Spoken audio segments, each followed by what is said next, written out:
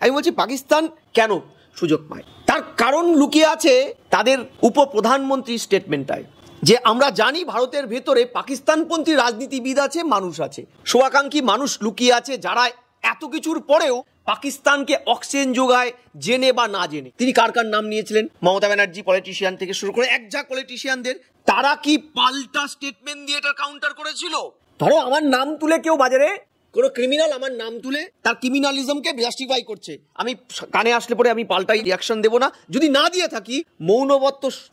সম্মতির লক্ষণ, তাই তো? এই যে আড়াইখান শত্রুর মধ্যে একখান পাকিস্তান আজকে দেউলিয়া দশায়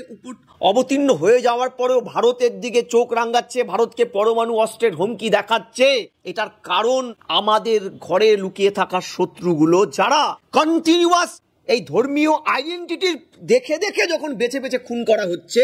তখনও তারা কোদালকে কোদাল বলছে না, কোদালকে কাস্তে বলতে ব্যস্ত।